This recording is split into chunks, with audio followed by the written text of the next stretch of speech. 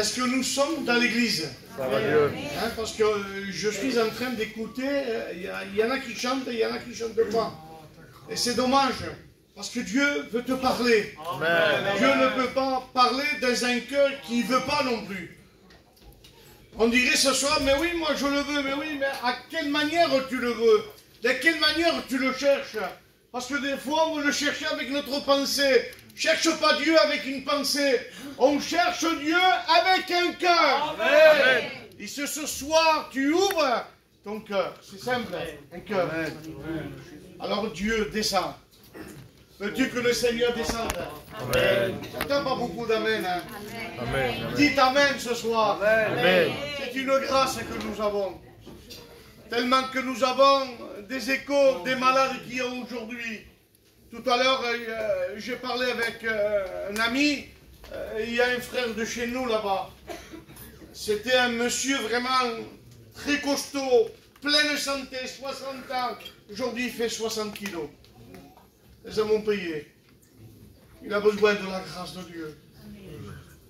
Et toi, tu es bien portante. Tu as tout pour recevoir la bénédiction. Et on vient là et on dirait qu'il y a un problème. C'est vrai. C'est une grâce, Amen. un honneur Amen. que nous avons Amen. d'être là. Gloire à Dieu. Dites Amen. Amen. Alors, on va passer au milieu de vous. Hein? Je vais demander à Manuel s'il veut bien passer. Regarde nous sommes en critique. Doucement.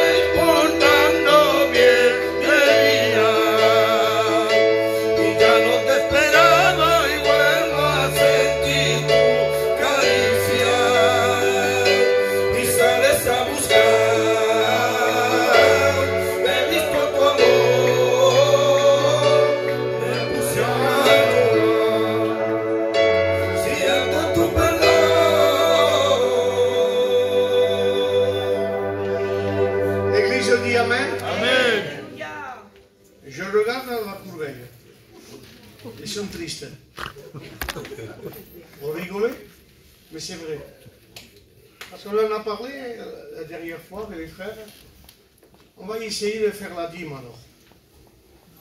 Si vous encaissez 1000 euros, vous donnerez 100 euros. Alors, moi la carré. Hein? Je demande 1 euro. C'est simple, 1 euro. D'abord, dans la scripture, nous n'avons pas 1 euro. Moi, chez mon fils, ils ne veulent pas 1 euro. Ils veulent 2 euros, 3 euros, 5 euros. Et on donne les 5 euros. C'est dommage. Dommage. Hein? On est peut-être 100 personnes et peut-être on a fait 35 euros. Même pas 50 centimes. Et 5 euros là. Ce serait la fin du mois. Je comprends. Aujourd'hui on a encaissé, on n'est que le 8. Je pense qu'on a un peu d'argent. Si viennent nos enfants, ils s'y pleurent. Ils nous demandent 10 euros, on les donne. Plus nous les gitans. Hein? Des fois, quand je n'ai pas d'argent, si mon fils pleure, mais je dis, tiens, et va-t'en. Est-ce qu'on ne pourrait pas donner 1 euro à Jésus? Amen. Amen. Il n'y a pas amen, hein? Amen. Amen. Ça m'attriste, c'est dommage.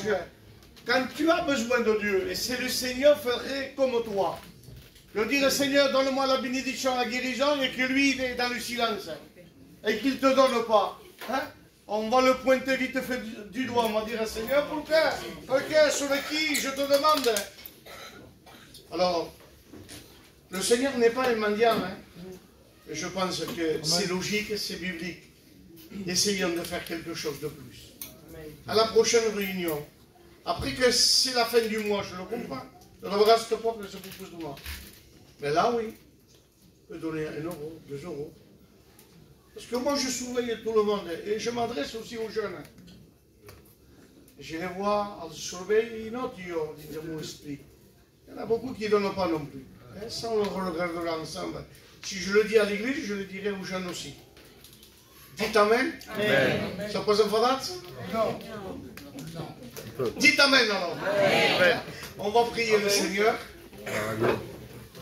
Je suis très heureux d'être là, de voir mes frères et sœurs. C'est nouveau pour moi. Voilà, j'étais assis, je disais Seigneur, qu'est-ce que je veux dire? Il me dit, dis ce qu'il y a dans ton cœur. Et je me racontais une expérience que j'ai vécue il n'y a pas longtemps. Voilà que tout jeune, j'écoute une réunion et j'étais bouillant pour le Seigneur. S'il fallait traverser le feu, je le faisais.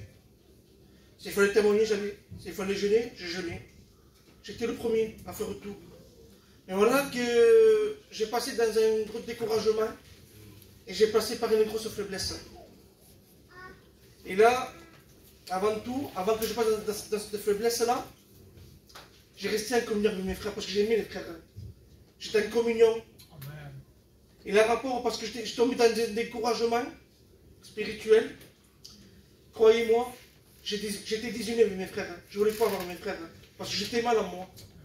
Alors je cherchais quoi à me cacher, à m'isoler. Je vous dis une chose, mes frères et sœurs. Il ne faut pas s'isoler. Ne faites pas cavalier tout seul. Cavalier, c'est ensemble. Amen. Vous êtes unis avec les frères et sœurs. Restez unis. Et c'est ça que je faisais, moi. J'étais désuni avec mes frères, j'étais découragé. Je ne priais plus. Je ne lisais plus la Bible. Et excusez-moi d'expression, j'étais dans ma couche avec mes enfants. Et là, j'ai commencé à m'endormir. J'étais très triste. Parce que je ne voulais pas être comme ça. Mais voilà, mes pensées me parlaient, me disaient, regardez, t'es faible. Dieu ne t'écoute pas, Dieu n'est pas avec toi. Va-t'en, va dans le monde. Et j'étais là, je me suis endormi comme ça. Et là, j'étais glacé. Je ne pouvais pas parler, j'étais là. Je voulais appeler ma femme, je ne pouvais pas appeler ma femme. Je voulais ouvrir mes enfants, je ne pouvais pas. J'étais paralysé. Et heureusement que Dieu connaît les pensées. Et je dis, Seigneur, qu'est-ce qui se passe? Et le Seigneur, il est venu, j'ai vu une lumière blanche dans ma maison, dans ma chambre. Il disait, regarde par la fenêtre. J'avais peur. J'ai fait, pourquoi il me dit ça? Je regarde par la fenêtre, et j'avais une silhouette noire, l'ennemi. Il me disait, Seigneur, pourquoi l'ennemi? Il me dit, ça c'est tu négliges la prière. Si tu me négliges à moi, tu donnes l'accès au diable. Et si tu donnes l'accès au diable, la rue te surprendra. Alors je t'avertis, l'ennemi te dit qu'il n'est pas dans ta faiblesse. Mais moi je suis dans ta faiblesse. Parce qu'on a un Dieu de fort, on a un Dieu de faible. Dieu est avec nous. Dieu est avec moi, il me disait. Alors reprends-toi, reprends tes armes. Et là je remercie le Seigneur parce que Dieu m'avertit d'être unis avec les frères, de lire la Bible, d'être avec lui parce que Jésus revient. C'est pas le temps de laisser les bras, mes frères et sœurs. Reprenez la prière, reprenez la communion de frères et de sœurs. Parce que Jésus revient bientôt. Que Dieu vous bénisse.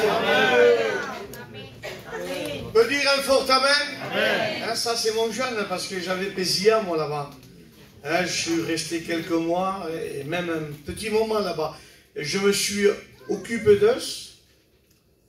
Mais pour un temps, hein, j'avais passé des mauvais temps et Dieu m'avait poussé d'aller les voir. Ils sont là. Est-ce que vous dites Amen? Amen. L'union fait la force. C'est ou non? Amen. Quand tu es courbé, un frère il vient, il frappe. Que tenez-ce que j'ai besoin? Eh bien on va prier. C'est ça l'amour. Amen. Amen. Dites Amen. Hein? Alors on va encore prier pour les malades. Voulez-vous prier pour les malades? Amen. Il y a tellement de besoins. Comme je vous ai dit, hein, ils sont à Montpellier, ils ont besoin. Hein. J'ai téléphoné aussi à un frère du comité. Il y a son frère aussi, qui il est mal en point aussi. Ils ont besoin de la grâce de Dieu. Amen. Mais nous avons un docteur venu du ciel. Amen. Et ce docteur ne paye pas là. C'est gratuit. Si tu mets la foi, alors là, des choses peuvent se passer. Amen. Alors, si vous avez des malades, hein, chacun la main, et on va prier. Amen.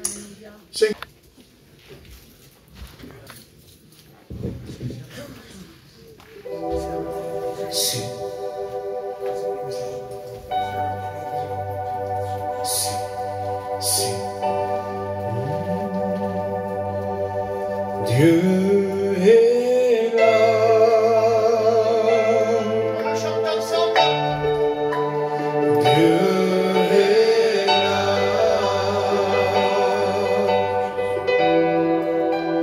Dieu est là pour te bénir. Dieu est là.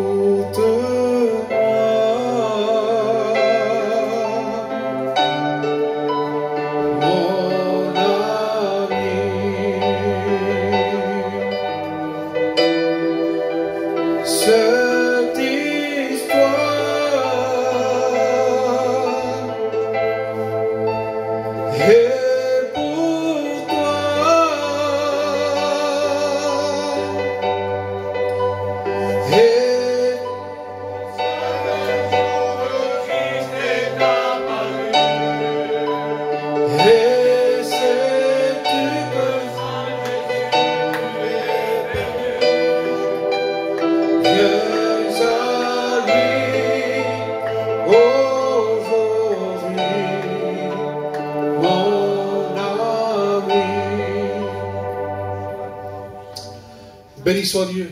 Amen. Vous savez, pour moi, c'est une joie de pouvoir témoigner et de rendre gloire au Seigneur.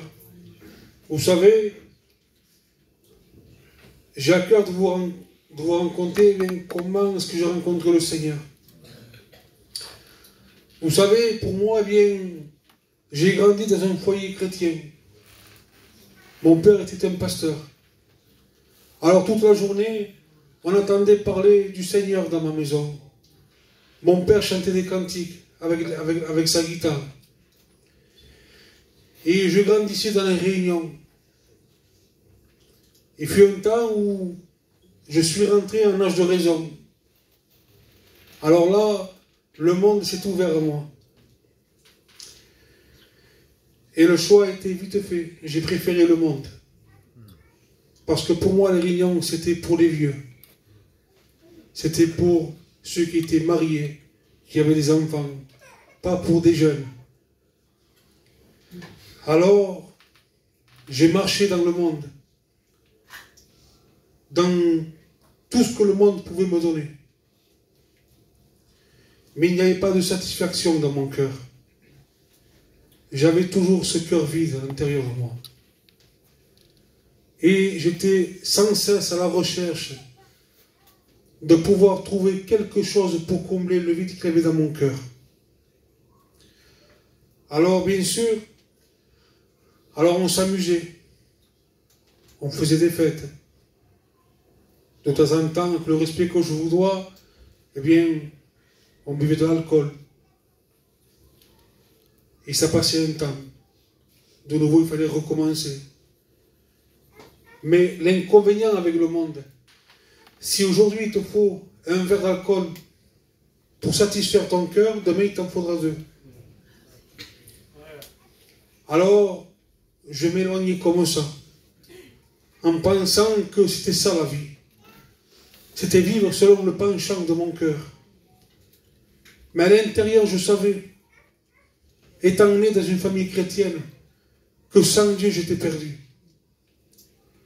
Alors je me suis marié. J'ai fondé un foyer.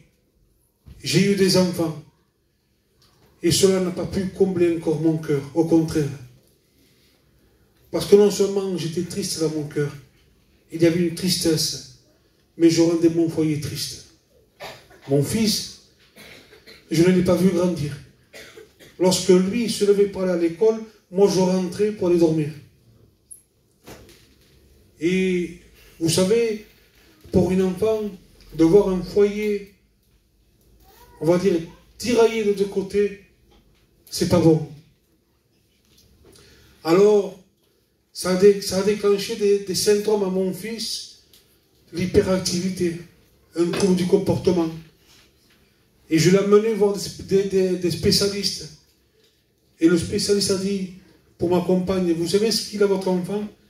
Il est en manque d'amour de son père. Et lorsque ma compagne est venue, du spécialiste qui m'a dit cette mauvaise nouvelle, ça n'a pas changé mon cœur. J'avais de la peine pour mon fils, mais je n'arrivais pas. Je n'arrivais pas à rester chez moi. Et bien, un temps est passé. Vous savez, mon foyer était dans les ténèbres. On se disputait tous les jours. On se laissait souvent. Je restais 3 jours chez moi, je partais peut-être tout le mois. Et je bénis Dieu. Parce qu'il y a des frères persévérants. Amen. Il y a des chrétiens, des flambeaux, des lumières. Et là, il y avait un frère de Mias. Il m'appelait pour aller dans les réunions. Et à chaque fois qu'il m'appelait, je disais que non. Et s'il insistait un peu, je le maltraitais un peu, verbalement. Je disais que j'en voulais pas de Dieu. Qu'il aille lui à la réunion. Moi, j'y vais pas. Parce que je savais qu'il fallait que j'abandonne ce que moi j'aimais. Mais le diable, c'est ce qui me faisait croire que dans ma position, dans le péché, j'étais heureux. Et j'ai cru ce mensonge pendant beaucoup d'années. Jusqu'au jour où la grâce a ouvert mes yeux. Vous savez, lorsque j'ai rencontré le Seigneur, je ne me sentais pas innocent devant lui. Je me sentais coupable. Je me sentais sale devant lui. Un Dieu si saint, si merveilleux, et moi, si pécheur, si rien du tout. Seigneur, comment tu peux m'aimer? Comment tu peux m'aimer autant?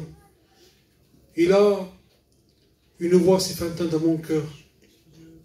Et j'ai répondu favorablement à l'appel de Dieu. J'ai demandé pardon. Amen. Pardon, Seigneur. Pardon pour tout le mal que je t'ai fait. Pardon, Seigneur. Vous savez, le pasteur qui prêchait, c'était un espagnol. Je ne comprenais pas un seul mot de ce qu'il disait. Mais mon cœur voulait rencontrer le Maître. Amen. C'est pour vous dire que toutes les réunions sont importantes. Je me suis converti un jour de Sainte Seine. Alors là, lorsque j'ai rencontré le Seigneur, ma vie a été changée, Amen. Bouleversée. Et je n'étais plus le même. Les gens du dehors ne me reconnaissaient plus. Moi qui aimais tellement mes copains, moi qui aimais tellement sortir dehors, je restais chez moi, je priais. Je lisais ma Bible. À un point où même mes copains me disaient, tu es devenu fou. On ne te comprend plus maintenant. Tu t'enfermes à prier. Mais l'assemblée, c'est pour les vieux, c'est pas pour toi. Le soleil a touché ta tête, tu es devenu une botche. J'ai dit non, j'ai rencontré le Maître. Amen. Il y a une paix en moi, une joie, un bonheur.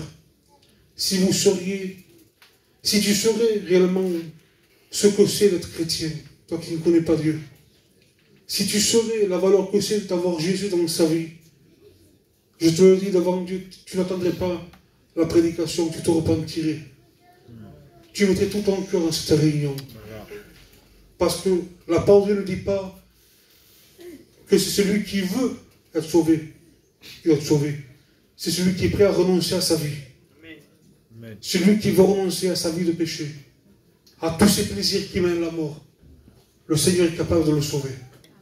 Et ce soir, une main tendue du Seigneur t'est offerte ce soir. Accepte cette main. Accepte-la.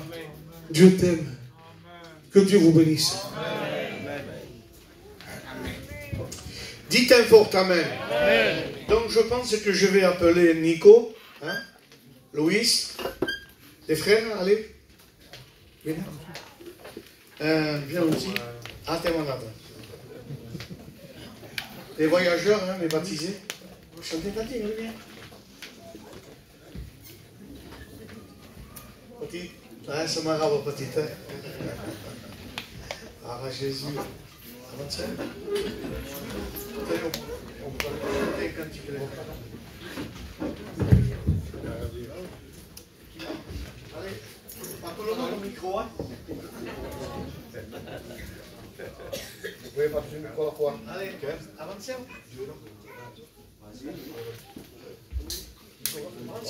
Avancez, avancez. Avancez, Nico, avancez.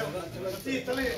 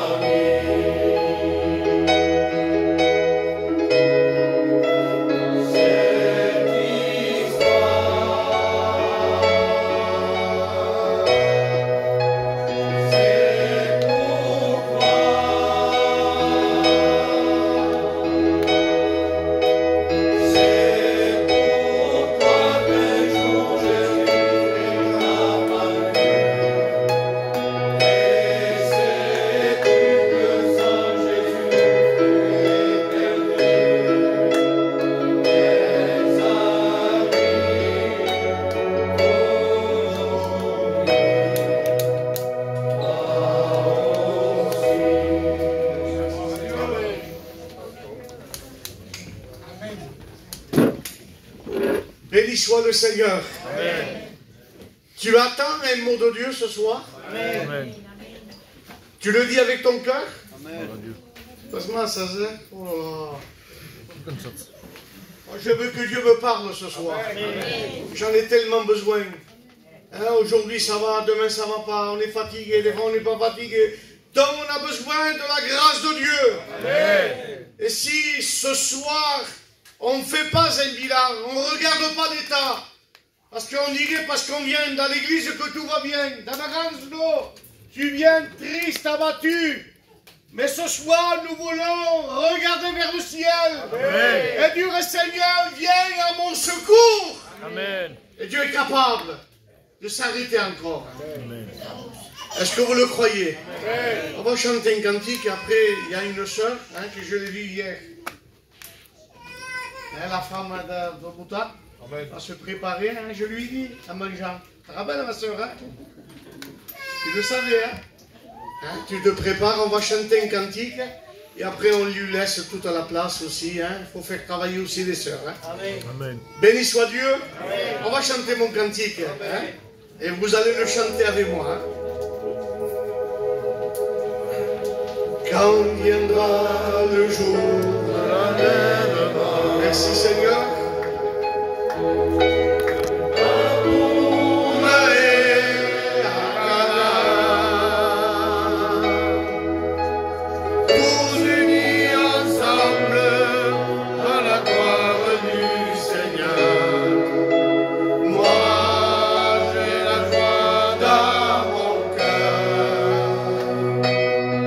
Je ne sais pas pourquoi